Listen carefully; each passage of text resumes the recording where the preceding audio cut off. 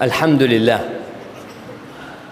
alladzi bi ni'matihi tatimmus shalihat. Segala puji bagi Allah Jalla Jalaluh yang karena nikmatnya kebaikan-kebaikan menjadi sempurna, yang karena rahmatnya niat-niat baik hamba dapat terlaksana. Berdoalah selalu memohon kepada Allah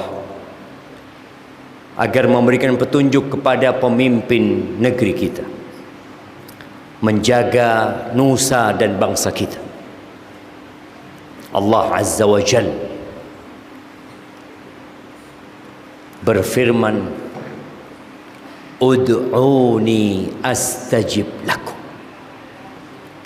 Kata Allah, berdoalah memohon kepadaku, pasti aku kabulkan.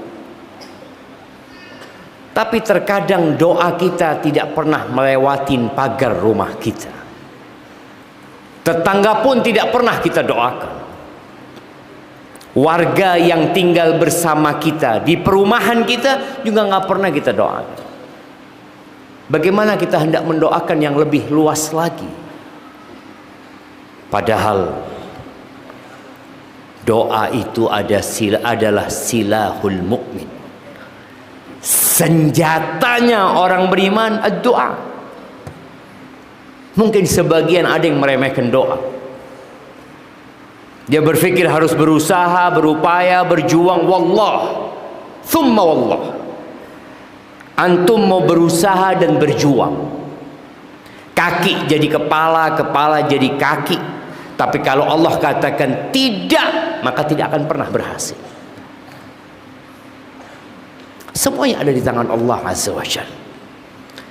Al-Imam Syafi'i rahimahullahu ta'ala pernah mengatakan, atahza'u bid-du'a wa tazzarihi wa ma tadri bima sana'ad du'a'u sihamul lail la tukhti walakin laha amadun walil amadin qidha'u.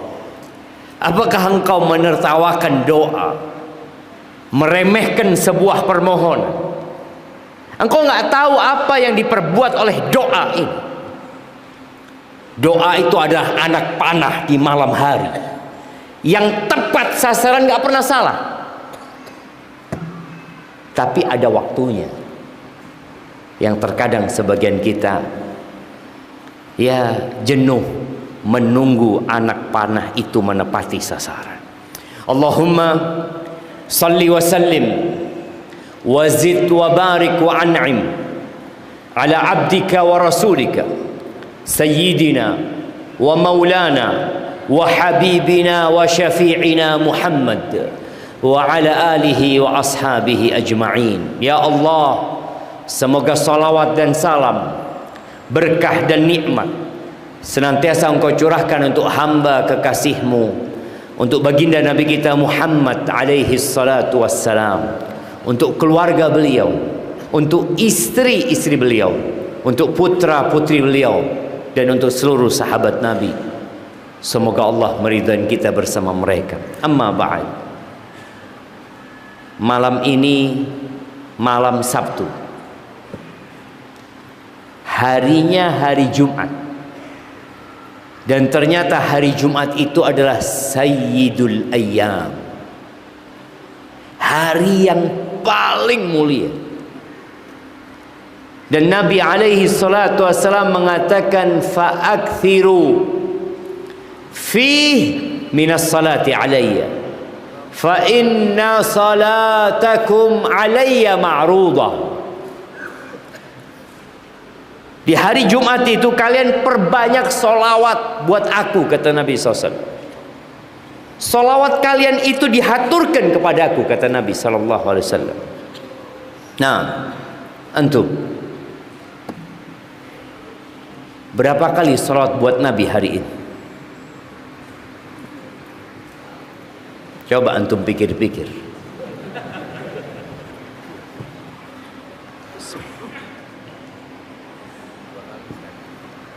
Cuma 2 kali. Allahu Akbar. Mana hadiah? Mana panitia hadiahnya? Hah? Ada di mana? Ada di toko.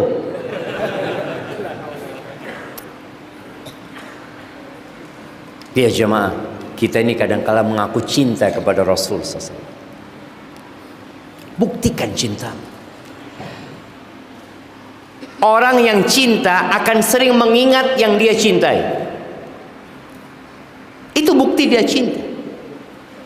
Maka kalau benar cinta antum kepada Rasul sallallahu alaihi wasallam, buktikan dengan salawat kepada Rasul sallallahu alaihi wasallam. Banyak itu, sebagian ulama menyebutkan paling tidak 300 kali. Paling tidak 300 kali. Masya Allah. Apaan ini? Oh Masya Allah, ini kasih hadiah buat antum. Yang banyak salawatnya dipakai kalau sudah 300 kali salawat buat Nabi SAW. Ahibati fillah, tadi kita kalau cinta, kita akan terus mengingat Rasul sallallahu alaihi wasallam. Ada orang yang menyebutkan Nabi, tapi nggak salawat buat Nabi alaihi salatu wassalam. Kalau mau tahu orang bakhil, lihat tatkala Rasulullah sallallahu alaihi wasallam disebutkan di sisinya, dia nggak salawat buat Nabi alaihi salatu wassalam.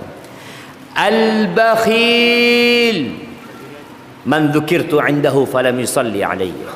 Itu orang bakhil.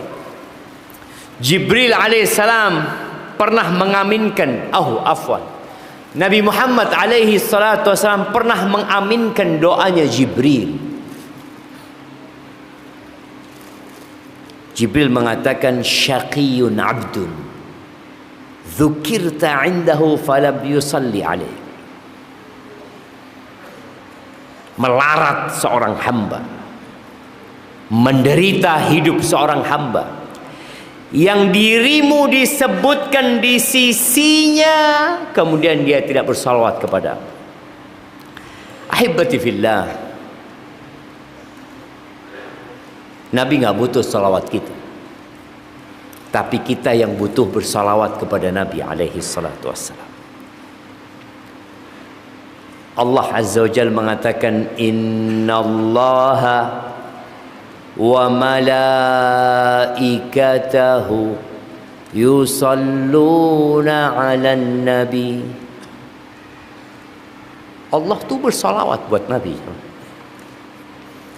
Malaikat-malaikat Allah yang tidak pernah berbuat nista itu bersalawat buat Nabi. Allah ingin menyertakan kita dalam fadilah ini.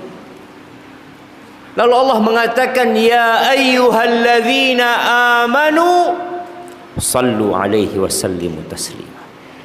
Wahai orang-orang yang beriman, bersalawatlah dan bersalamlah kalian buat Nabi Muhammad alaihi salatu wassalam. Maka nasihat ana, isi waktu antum dengan salawat buat Nabi alaihi salatu wassalam. Jangan kalah dengan seorang perempuan. Ada perempuan tua di Jogja sana. Seorang ustadz cerita, ini perempuan setiap habis asar dia ke musola di dekat rumahnya. Di musola itu ada pohon mangga insya Allah. Habis asar dia ambil daun-daun di halaman musola itu, tapi nggak disapu. Dia punya tongkat yang dikasih paku ujungnya. Dia gunakan untuk menusuk daun-daun tersebut. Suatu hari remaja musola yang ada di situ menyapu dalam rangka meringankan beban ibu-ibu ini. Ketika udah disapu, datang ibu-ibu. Dia melihat halaman musola itu sudah bersih, nangis dia jamaah. Lalu remaja masjid itu tanya, kenapa ibu nangis? Kan udah selesai, nggak usah repot-repot. Ibu mengumpulkan daun mangga itu. Kata dia, saya dengan setiap daun itu bersalawat buat Nabi alaihi salatu wassalam. Maka ingat, kalau benar cintamu kepada Rasul SAW, perbanyak salawat buat Nabi alaihi salatu wassalam. Ahibati fillah,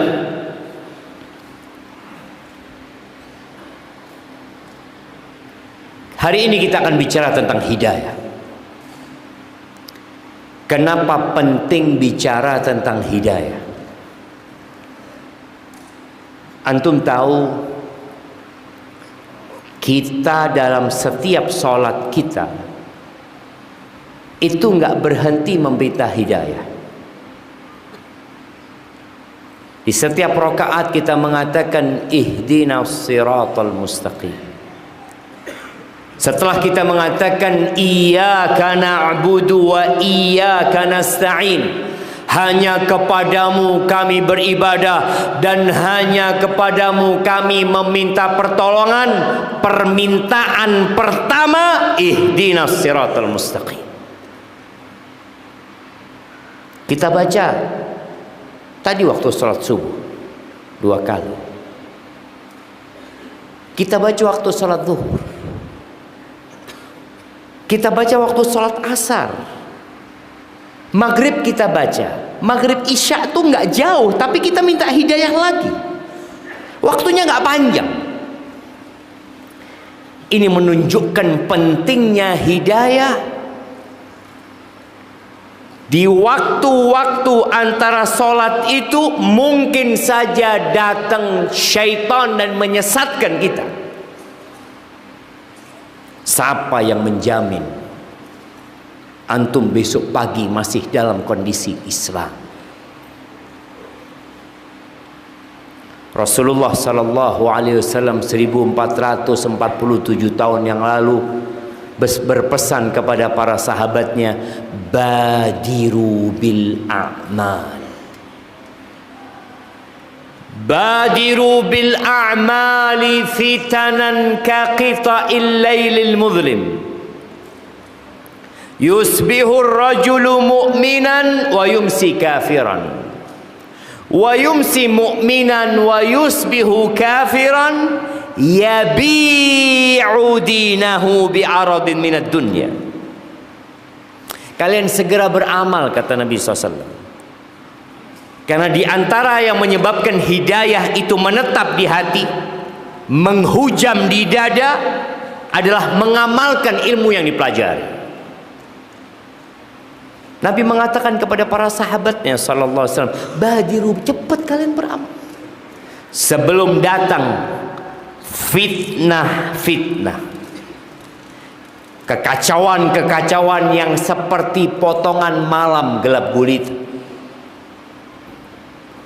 Ketika datang fitnah itu, orang yang terlambat beramal, dia akan kebingungan. Paginya beriman, sorenya sudah kafir. Sorenya mungkin sedang datang kajian, paginya sudah kafir. Kenapa itu terjadi? Dia jual agamanya untuk mendapatkan sedikit kesenangan dunia. Ahibati fillah, nilai sebuah hidayah, nilai petunjuk itu sesuai dengan dia menunjukkan kemana. Kalau antum dapat petunjuk,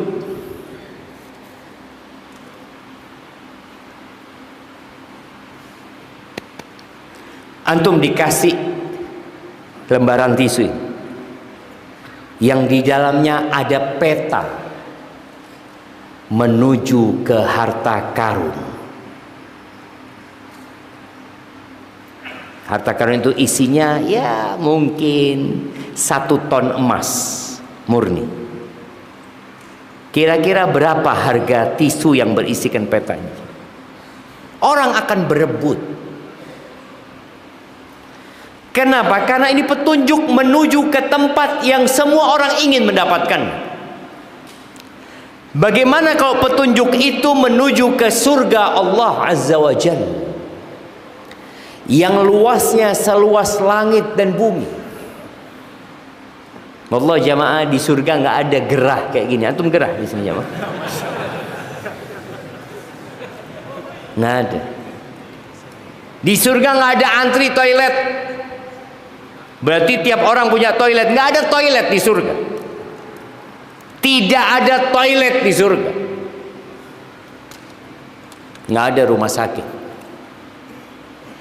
Dan subhanallah, yang paling indahnya lagi, di surga tidak ada tidur.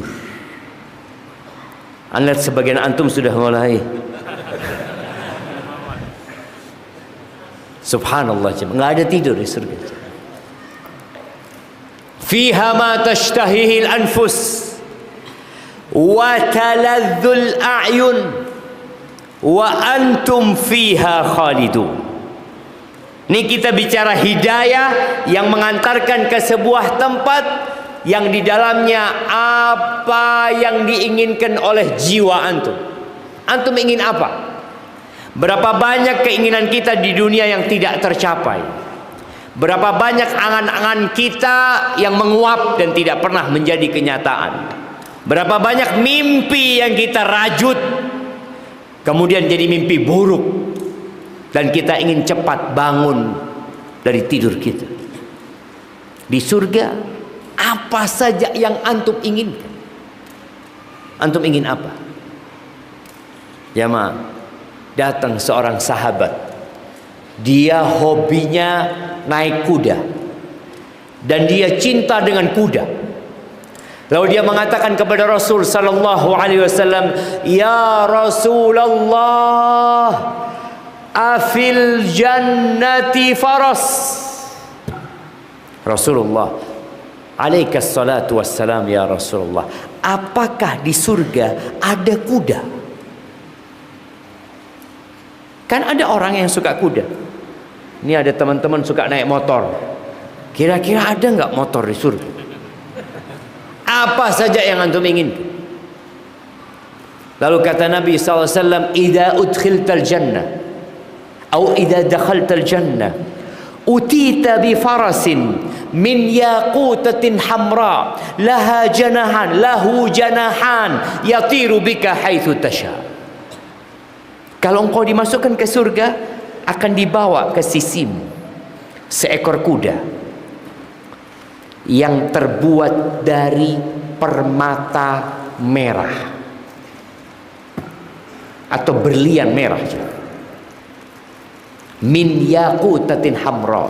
Dia punya 2 sayap dan dia akan terbang bersamamu kemanapun engkau berada. Surga itu tidak sebesar Indonesia. Kalau antum dikasih Pulau Bali sendirian, buat antum, nih Pulau Bali antum sendirian, mau antum jamaah? Waduh, kalau sendirian Ustaz, nggak ada sapa-sapa, apa enaknya?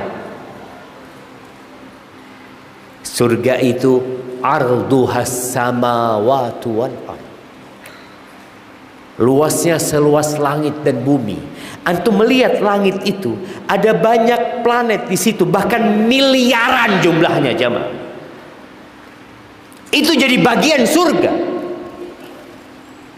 Itu jadi bagian surga jamaah.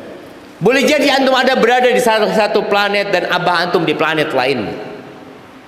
Seluas langit dan bumi. Makanya tatkala Nabi SAW dalam suatu peperangan, beliau mengatakan kepada para sahabatnya, Qumu ila jannatin arduhas samawati wal ardh. Kalian bangkit semua menuju ke surga yang luasnya seluas langit dan bumi. Umair bin Hammam al-Ansari ketika mendengar itu, dia takjub, dia mengatakan, "Ya Rasulullah, jannatun arduhas samawati wal ardh." Kita ini menuju ke surga yang luasnya seluas langit dan bumi. Kata Nabi SAW, "Na'am." Lalu Umar mengatakan, "Bakhil, bakhil." Ucapan heran. Ditanya sama Rasul SAW, "Ma hamalaka an taqula bakh, bakh?" Apa yang menyebabkan kau mengatakan bakh, bakh? Enggak Rasulullah, aku cuma berharap menjadi penghuni surga. Anta min ahliha. Kata Nabi SAW, engkau termasuk penghuni surga.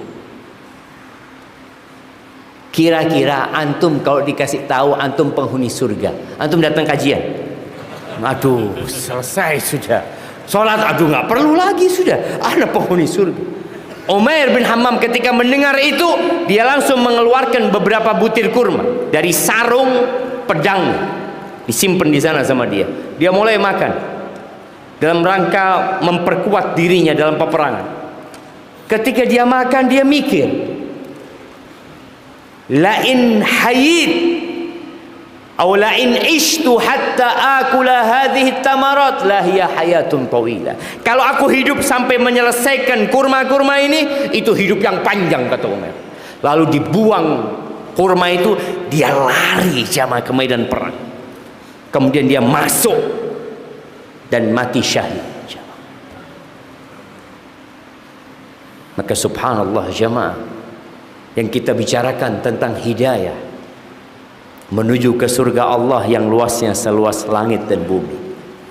Ahibati fillah, Allah menceritakan tentang orang-orang yang tidak mendapatkan hidayah. Hidayah itu ada dua. Siapa yang menyebutkan? Nah, mana kasih hadiah? Sebutkan. Hidayatul irsyad wa hidayatul taufik. Apa artinya?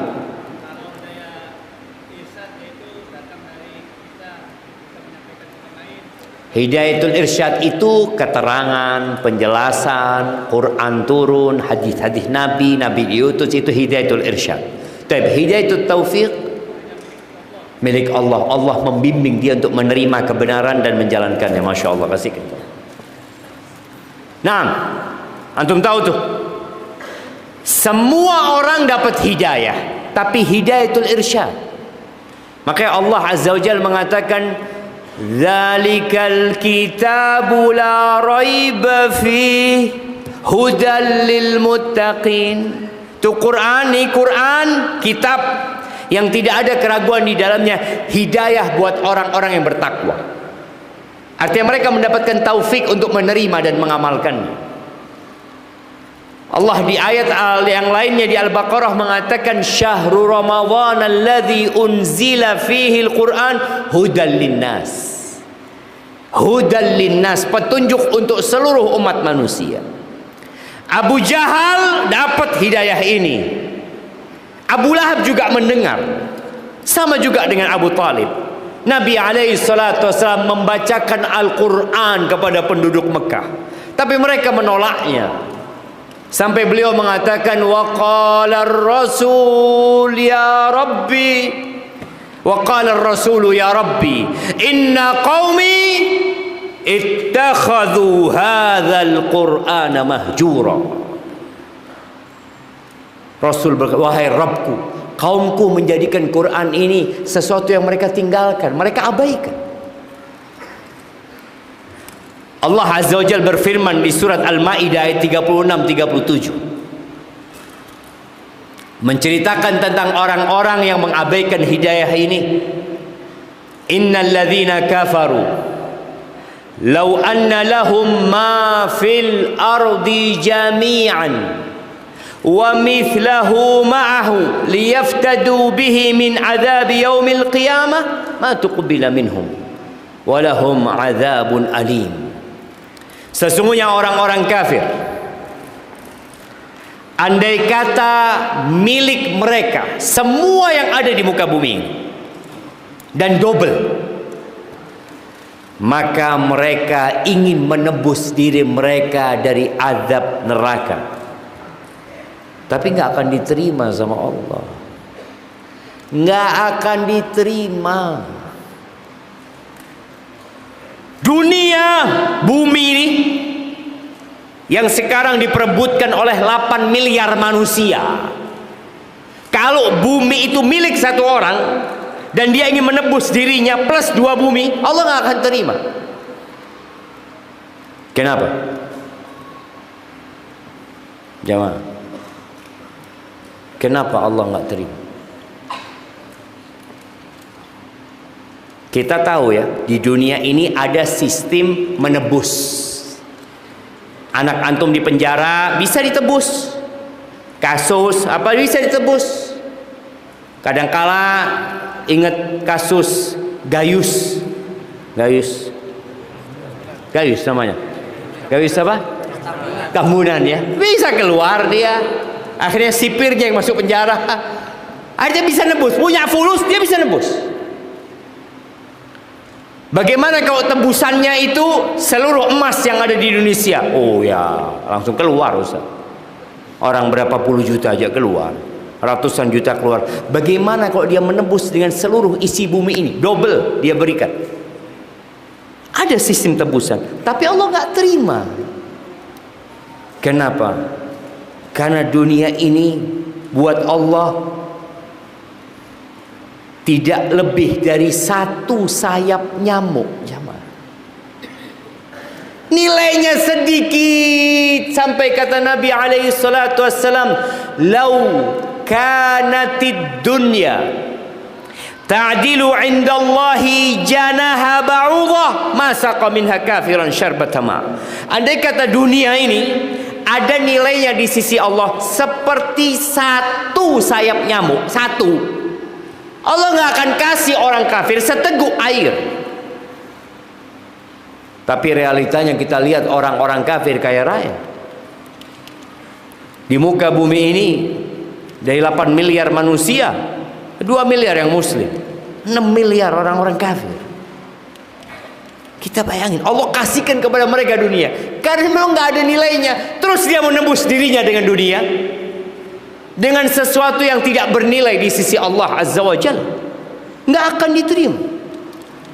Yuriduna an yakhruju minan nar, mereka ingin keluar dari api neraka. Wa ma hum bi kharijina minha, mereka enggak pernah keluar dari neraka. Walahum adzabum muqim, mereka akan mendapatkan azab yang kekal buat mereka.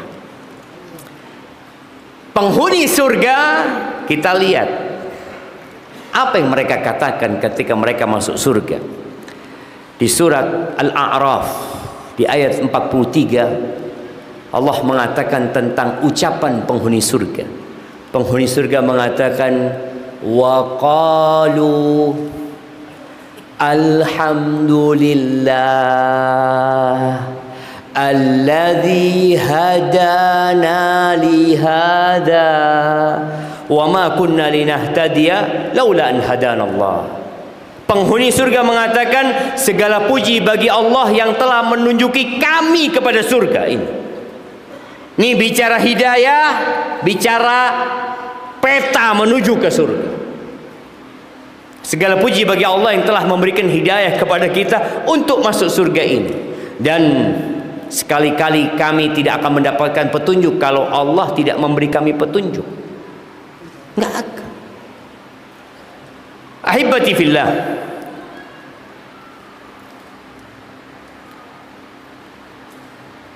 hidayah ini tidak dapat diraih dengan jabatan. Bahkan kadangkala orang yang punya jabatan tinggi itu sulit mendapatkan hidayah. Terkadang ada kesombongan di sana, ada keangkuhan. Hidayah ini tidak dapat dimiliki dengan kekuasaan, tidak bisa dimiliki karena faktor keturunan.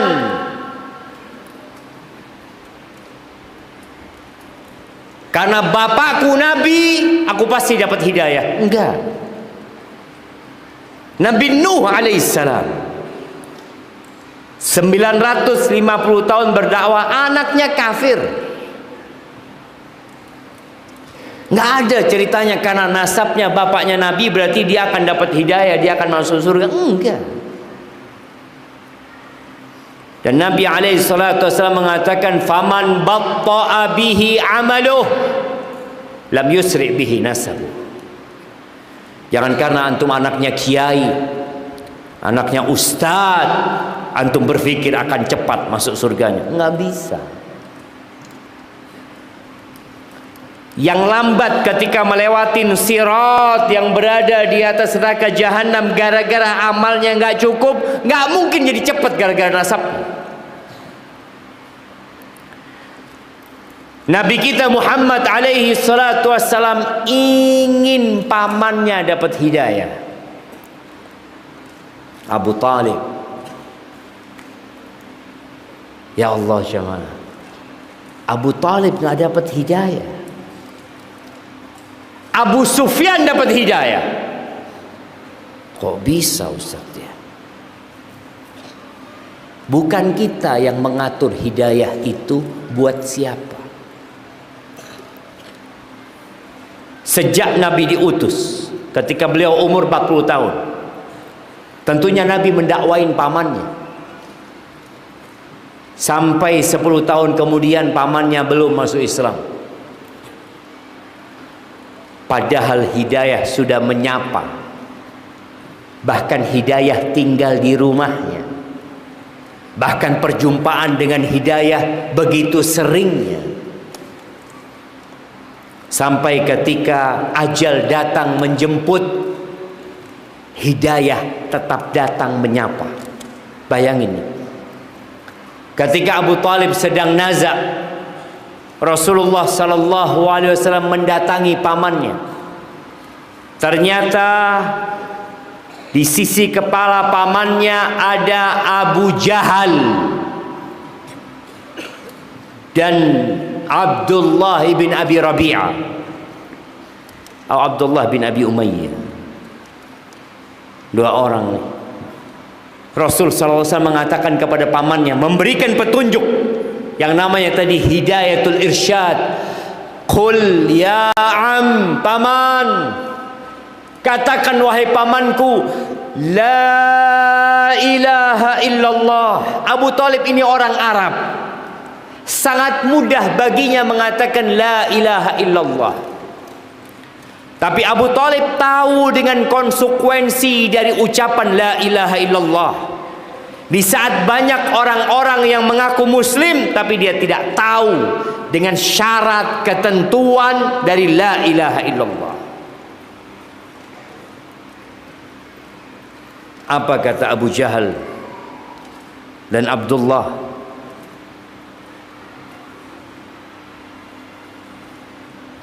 Atarghabu an millati Abdul Muttalib? Apakah engkau tidak suka dengan ajaran bapakmu Abdul Muttalib?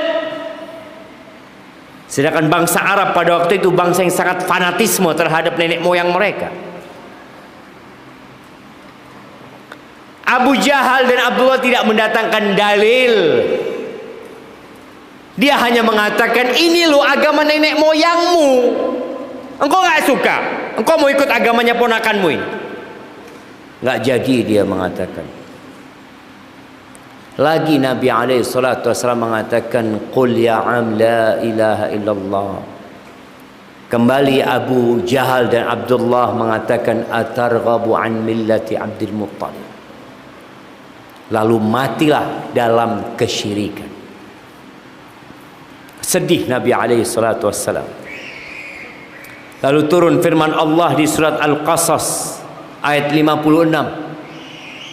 Allah mengatakan, innaka la tahdi man ahbabta walakin Allah yahdi man yasha wa huwa a'lamu bil muhtadin. Sesungguhnya kamu tidak akan dapat memberi petunjuk kepada orang yang kamu cintai.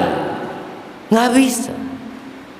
Akan tetapi Allah lah yang memberikan petunjuk kepada siapa yang Allah kehendaki. Dan Allah lebih tahu siapa yang pantas menerima petunjuk. Allah lebih tahu. Kenapa fulan dapat hidayah, kenapa fulan nggak dapat hidayah? Allah tahu dengan isi hati manusia. Jadi kalau wadahnya ini kotor, Allah nggak kasih. Bismillah.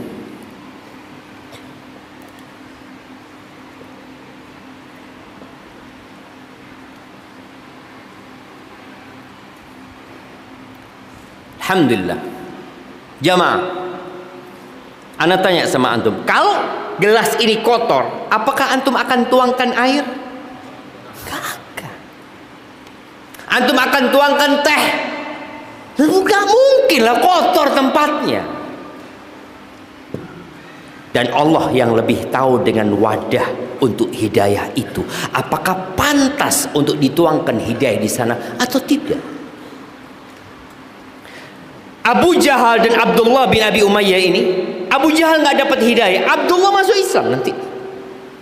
Padahal dua-duanya sama sebagai penghasut, yang menghasut Abu Talib supaya tidak masuk Islam. Jamaah rahimakumullah, Abu Jahal, kenapa ya Abu Jahal itu benci banget sama Rasul sallallahu alaihi wasallam? Padahal ada hubungan kekerabatan antara Abu Jahal dengan Nabi alaihi salatu wasallam. Abu Jahal itu namanya Amr ibn Hisham.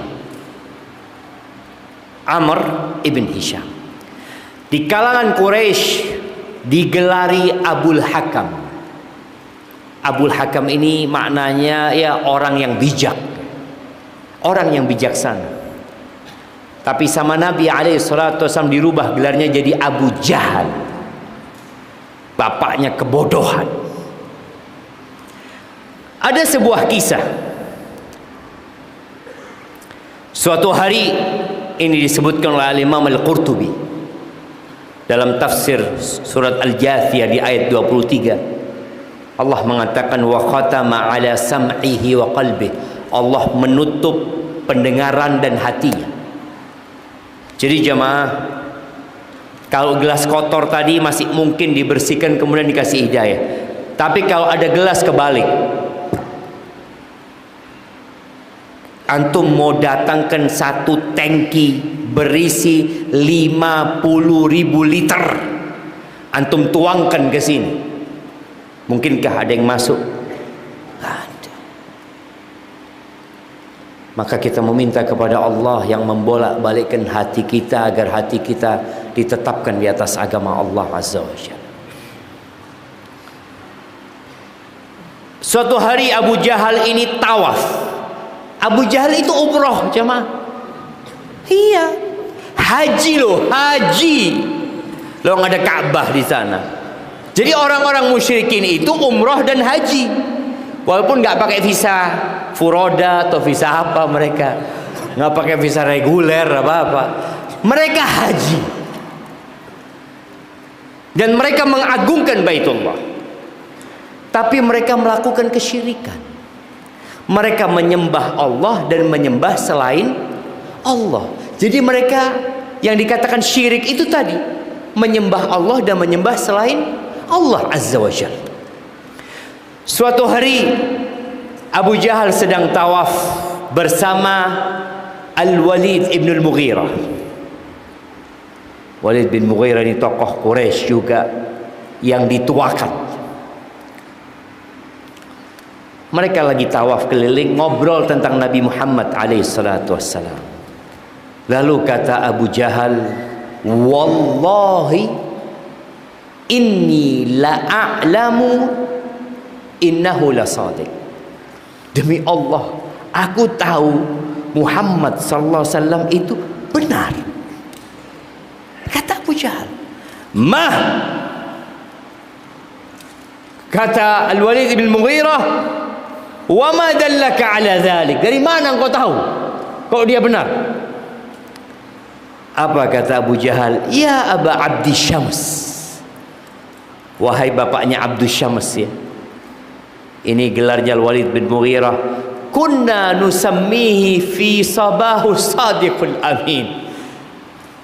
Ketika dia masih muda, kita menggelari dia as-sadiq al-amin. Gimana sih engkau? Lalu kata dia, falamma tamma aqluh wa kamula rushduh nusammihi al-kadhib al-khain. Lalu tatkala dia semakin sempurna akalnya, semakin dewasa, lalu kita katakan dia pendusta, pengkhianat. Wallah inni la'alamu innahu lasadiq. Enggak, dia benar. Dia benar, kata Abu Jahal.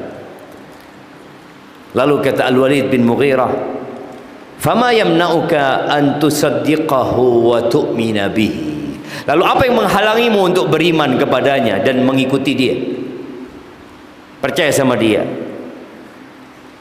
Ya, kata Abu Jahal, tatahaddath anni banat Quraisy. Nanti cewek-cewek Quraisy ngomong Abul Hakam mengikuti yatimnya Abu Talib demi roti. Apa kata Abu Jahal? Wallata wal Uzza ini taba'tuhu abada. Kata dia, demi Lata dan Uzza, ini sumpahnya mereka juga. Kadang-kala wallahi, kadang-kala wallat,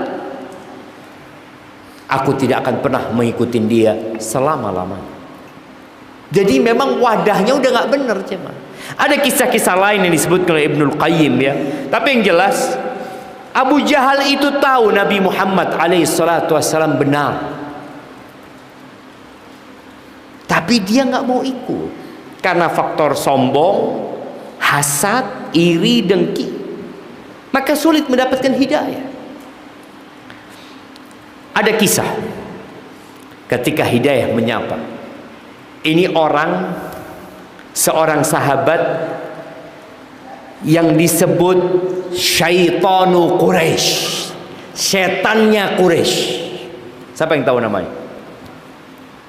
Sahabat sebelum masuk Islam dikenal dengan Syaitan Quraisy,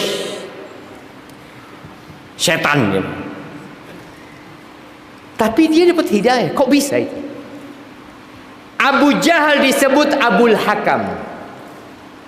Abul Hakam, bapaknya yang bijak, tapi nggak dapat hidayah. Kok bisa setannya Quraisy dapat hidayah? Siapa namanya setan Quraisy? Nggak nyontek kan? Enggak. Siapa? Umair bin Wahab. Betul. Tahu dari mana? Kalau nggak nyontek kasih hadiahnya. Nah, Umair bin Wahab Al-Jumahi. Kisahnya disebut oleh Tabrani dalam hadis yang sahih dan banyak riwayat tentang masuk Islamnya Umair bin Wahab Al-Jumahi. Jadi ketika perang Badar, Umair ini termasuk salah satu komandan, dan dia yang diperintahkan untuk mengawasi dan mengira-ngira jumlah pasukan umat Islam. Berangkat dengan kudanya, dia lihat, dia kelilingi pasukan umat Islam itu. Lalu setelah selesai dia balik melaporkan hasil investigasi dia. Dia mengatakan innahum 300 rajul. Ya, mereka kayaknya 300, dan betul jadi. Yaziduna qalilan aw yanqusun. Lebih sedikit atau kurang sedikit. Jumlah mereka kira-kira seperti itu. Lalu ditanya, hal wara'ahum imtidadun lahum? Apakah ada pasukan tambahan buat mereka? Lam ajid wara'ahum syai'an. Gak ada. Aku nggak melihat di belakang mereka ada pasukan tambahan. Walakin ya ma'syara Quraisy. Tapi Umair, kita lihat ya, di hati dia ada secercah cahaya. Dia berusaha untuk memberikan nasihat kepada kaumnya ini. Walakin ya ma'syara Quraisy, ra'aitul mataya tahmilul mautan naqi. Aku melihat, tapi wahai ma'asyiral Quraisy, aku melihat onta-onta yang dikendarai mereka itu membawa kematian yang nyata. Aku lihat itu. Qaumun laisa ma'ahum mana'ah wala malja. Satu kaum yang tidak punya tempat perlindungan, tidak punya tempat pengungsian kecuali pedang mereka. Nggak ada.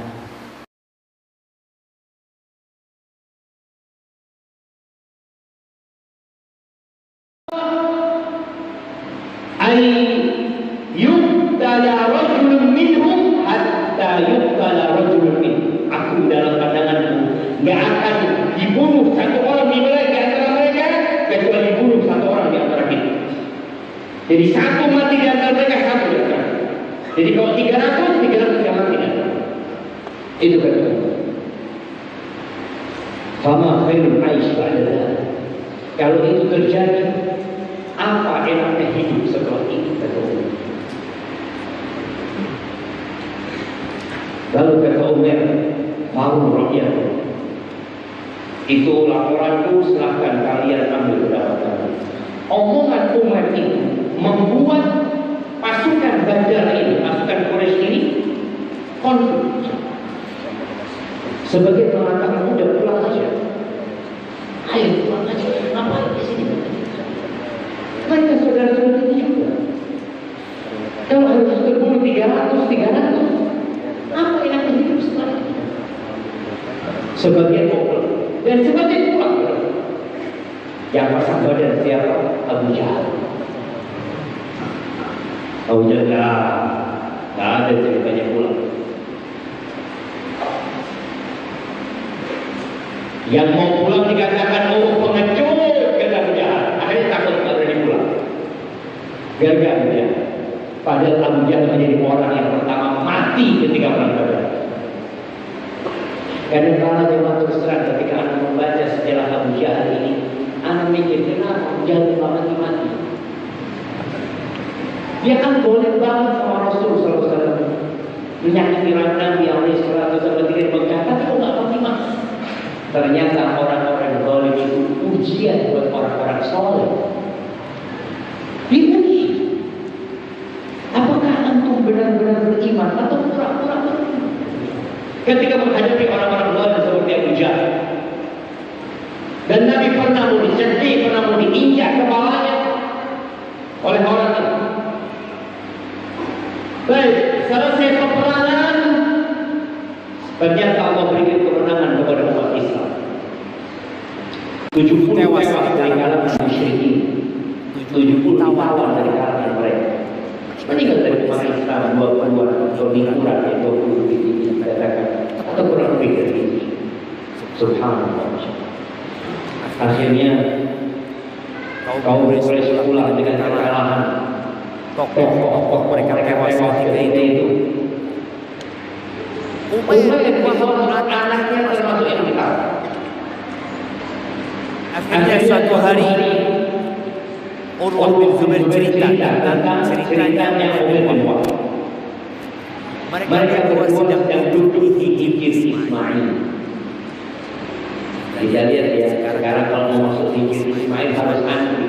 Dulu buat jamaah hijir Ismail.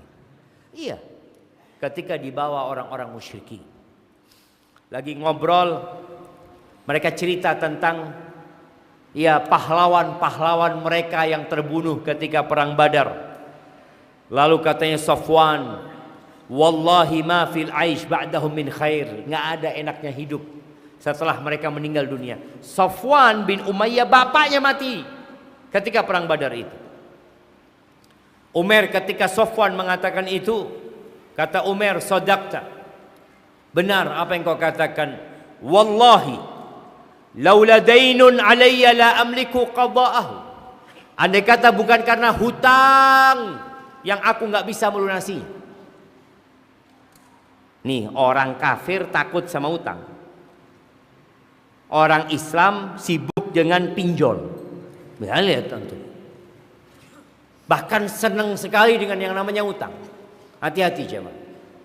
Kalau antum mau hidup berbahagia, jangan hutang.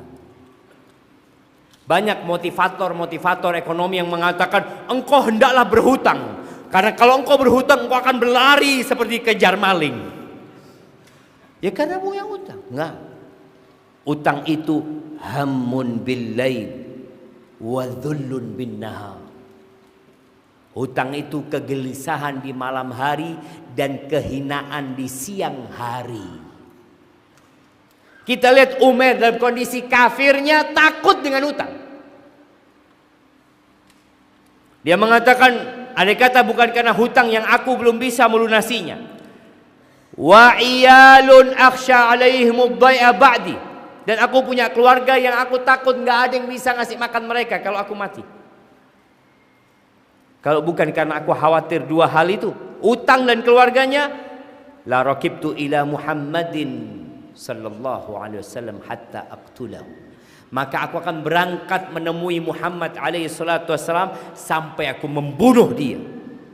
Fa inna li indahu illa a'tallu biha alaihi. Aku punya alasan untuk berjumpa dengan dia. Apa alasannya?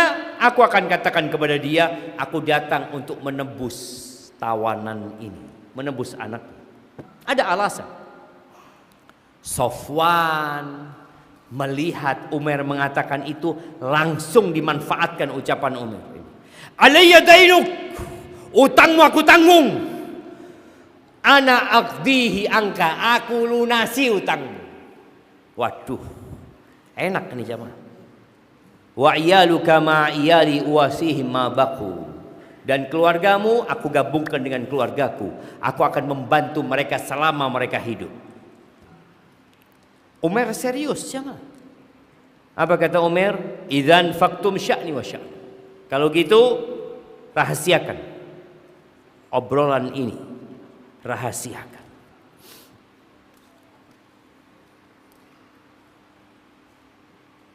Masya Allah.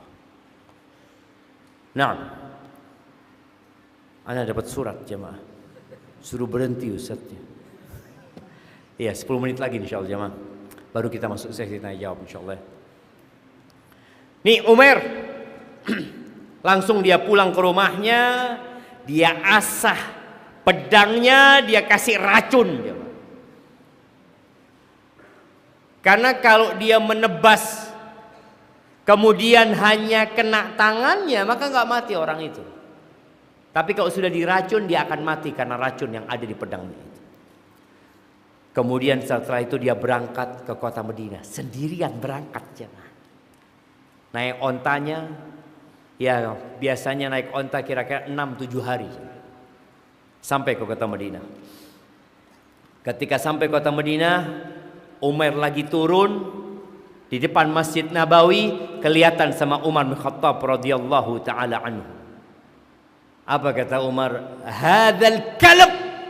Kata Umar, ini anjing nih kata Umar. Iya. Aduullah, musuhnya Allah. Umar bin Wahab. Enggak mungkin dia datang kecuali untuk kejahatan. Dia yang menebak jumlah kita pada waktu perang Badar kata dia. Akhirnya Umar masuk menjumpai Nabi alaihissalatu wasallam mengatakan, ya Nabi Allah, ni ada musuhnya Allah namanya Umar bin Wahab. Dia datang bawa pedang. Dia gantungkan pedang.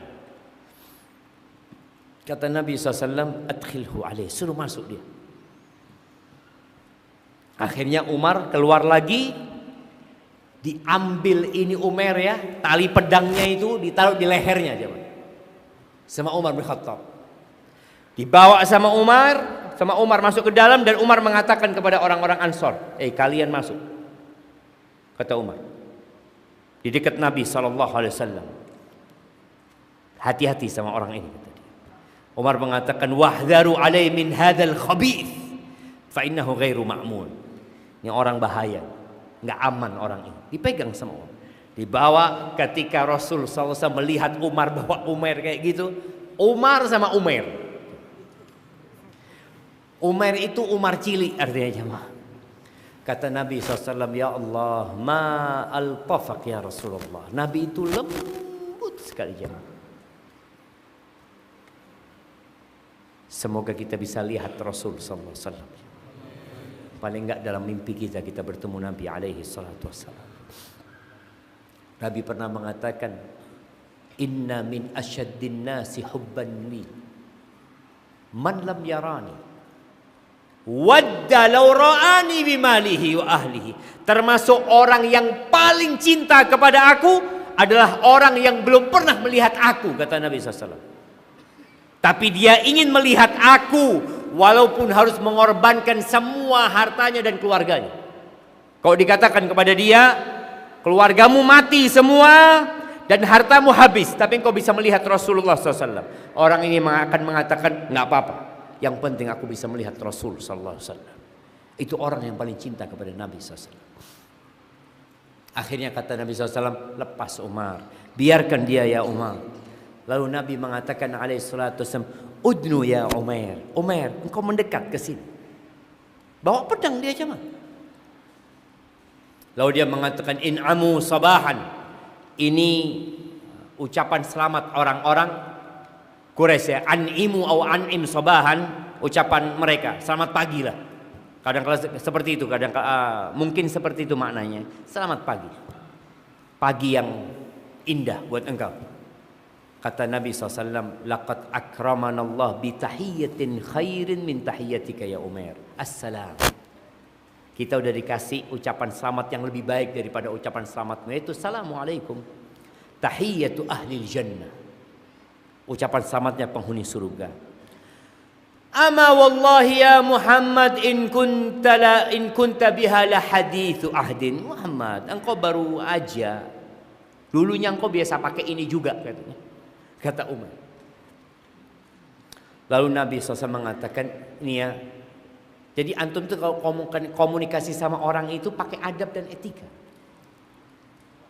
Nabi berbicara dengan musuh Allah ini dengan adab. Enggak marah-marah dan tidak emosi. Beliau mengatakan, "Fama jaa bika ya Umar?" Apa yang membuatmu datang ke sini wahai Umar? Jitu li hadzal asir alladhi fi aydikum. Aku datang untuk menebus tawanan yang ada di tempat kalian ini. Lalu Nabi bertanya alaihi salatu wasallam, "Fama balus sayfi unukika?" Kenapa di lehermu ada pedang? Kenapa engkau bawa pedang? Apa kata Umar? Qabbahahallah min suyuf. Semoga Allah menjelekkan pedang ini. Wahal aghnat anna syai'an. Apakah ini ada gunanya buat kami? Setelah perang Badar itu nggak ada, kami kalah sudah gitu. Lalu kata Nabi SAW, usduqni ya Umar. Man ladzi ji'ta bihi? Umar, jujurlah engkau sama aku. Kenapa engkau datang? Ma ji'tu illa lidzalik. Aku datang untuk itu. Lalu Nabi SAW mengatakan, bal, akan tetapi yang menyebabkan kau datang ya Umar, qa'atta anta wa Safwan bin Umayyah. Engkau duduk bareng Safwan bin Umayyah di Hijr Ismail. Lalu kalian berdua mengingat tentang pahlawan-pahlawan kalian yang terbunuh di perang Badar itu. Lalu engkau berkata, kalau bukan karena utang yang aku tanggung dan keluarga yang aku takut mereka akan terlantar, niscaya aku akan keluar sampai membunuh Muhammad SAW. Dan Safwan menanggung itu semua, menanggung utangmu dan keluargamu dengan catatan engkau membunuhku. Wallahi, kata Nabi SAW, wallahu hailun bainaka wa baina dzalik. Allah akan menghalangi antara apa yang kau inginkan. Ketika itu Umar langsung teriak. Dia mengatakan, asyhadu an la ilaha illallah wa asyhadu annaka rasulullah. Hadza amrun lam yahdurhu illa ana Safwan. Kata Umar, urusan ini enggak ada yang ketahui kecuali aku dengan Sufyan. Fa wallahi ma amba'aka bihi illallah. Enggak ada yang ngasih tahu engkau kecuali Allah Azza wa Jalla. Lalu Umar mengatakan, falhamdulillahilladzi hadani lil Islam. Umar mengatakan segala puji bagi Allah yang telah memberikan hidayah kepada aku masuk Islam. Orang kalau dapat hidayah, apa yang harus dia lakukan? Sebagian kita mengatakan saya baru hijrah, saya baru dapat hidayah. Dulu saya hidup Allah jahiliyah Ustaz, sholat enggak, maksiat terus. Apa kata Nabi SAW kepada para sahabat? Beliau mengatakan, faqihu akhakum fiddin wa aqri'hul Qur'an. Fahamkan saudara kalian dengan agamanya. Dan ajarkan kepada dia Al-Quran. Ajari supaya hafal Quran. Wa atliqu asirahu. Tawanannya lepaskan. 3 hal. Tafaqquh fid din, menghafal Al-Quran. Jadi antum kalau baru hijrah, fokus belajar agama. Alhamdulillah ada kajian-kajian rutin yang diadakan. Paling nggak sepekan sekali. Kalau nggak bisa sepekan sekali, sejumat sekali. Datang waktu khutbah Jumat, sebelum khatib naik mimbar, dengarkan khutbah itu. Perlu belajar agama kita. Apalagi kebanyakan kita Islamnya keturunan. Kita kadang kala sholat ya dari dulu kayak gitu, Ustaz. Yang penting kan sholat, Ustaz. Apa kata Nabi SAW dalam hadis yang diriwayatkan Tabrani, dan hadis ini hasan. Innar rajula la yusalli salata 60 sanah wa lam tuqbal lahu salah. Ada orang yang sholat selama 60 tahun sholat, satu pun sholatnya nggak ada yang diterima. Satu pun nggak ada yang diterima. Nggak main-main jemaah. Kita perlu belajar. Kenapa nggak diterima? Karena dia sholat yang asal-asalan. Yutimmu ruku'ahu wa la yutimmu sujudahu. Yutimmu sujudahu wa la yutimmu ruku'ahu. Sujudnya sempurna, ruku'nya nggak sempurna, ruku'nya sempurna, sujudnya nggak sempurna. Yang penting sholat, kata dia. Belajar. Akhirnya setelah masuk Islam, Umar ini, apa kata Umar bin Khattab? Kata Umar, walladzi nafsi biyadihi, demi yang jiwaku di tangannya, la khinzir kana ahab ilayya min Umar hina tala alaina. Demi Allah, kata Umar, babi itu lebih aku cintai daripada Umar bin Wahab ketika dia datang tadi. Wala huwal yawm, dan sekarang hari ini dia lebih aku cintai daripada sebagian anakku, kata Umar bin Khattab. Itu Umar bin Khattab. Akhirnya setelah itu Umar belajar beberapa hari di kota Madinah atau beberapa pekan, lalu dia minta izin sama Nabi SAW. Ya Rasulullah, aku mau balik ke Madinah, aku mau balik ke Mekah.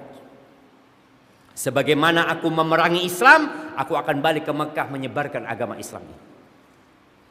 Safwan bin Umayyah tiap hari keluar kota Mekah. Kalau ada kafilah datang tanya, ada kabar penting? Nggak ada, kata dia.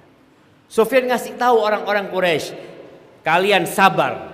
Sebentar lagi ada berita yang membuat kalian lupa dengan perang Badar. Tiap hari ditunggu sama Safwan. Nggak ada berita apa-apa, kata dia. Karena pedagang itu lewat Madinah mesti. Sampai terakhir ada kabar, kata dia. Kabar apa? Umar masuk Islam, kata dia. Allah, Safwan nih jamaah bersumpah nggak akan ngomong sama Safwan. Akhirnya Umar sampai kota Mekah, dia berdakwah di Mekah. Banyak yang masuk Islam dengan dakwahnya Umar. Tapi Safwan nggak mau ketemu Umar dan nggak mau masuk Islam dia. Padahal Safwan ini sepupu sama Umar bin Wahab ini. Sampai terjadi penaklukan. Akhirnya setelah beberapa hari atau beberapa bulan, Umar bin Wahab bawa orang-orang yang masuk Islam hijrah ke Madinah. Pada waktu penaklukan kota Mekah, Safwan ini kabur. Karena dia termasuk yang dihalalkan darahnya oleh Nabi SAW untuk dibunuh. Akhirnya Umar datang kepada Rasul SAW. Ya Rasulullah, Safwan bin Umayyah, dia kabur meninggalkan Mekah. Aku ingin engkau memberikan jaminan keamanan buat dia, ya Rasulullah. Semoga dia masuk Islam, kata dia. Bayangkan ya, peristiwa itu tahun ketiga. Sampai tahun ke-8 Umar tetap berharap Safwan dapat hidayah. Tetap dia berharap. Maka dia minta kepada Rasul sallallahu alaihi wasallam, ya Rasulullah, kasih aku tanda supaya Safwan percaya. Maka dikasihlah imamah yang dipakai Nabi SAW untuk masuk kota Mekah, diberikan kepada Umar bin Wahab sebagai bukti bahwa engkau dapat jaminan keamanan. Akhirnya berangkatlah dikejar Safwan bin Umayyah. Dipanggil, Safwan, Safwan, dipanggil dengan gelarnya, dengan kunyahnya. Akhirnya berhenti, kata dia. Ada apa engkau, kata dia. Aku nggak mau ngomong sama engkau, kata dia. Engkau baliklah, kata dia. Demi Allah, kata Safwan, kata Umar, izzuhu izzu. Kehormatan dia, kehormatanmu. Kehormatan Nabi Muhammad SAW akan menjadi kehormatanmu, kata dia. Engkau mau lari kemana, kata dia. Engkau sudah dikasih jaminan keamanan. Apa buktinya kata dia? Ini kata dia. Surbannya Rasul SAW kata dia. Akhirnya Safwan balik ke kota Mekah. Singkat cerita, Nabi SAW perang Hunain.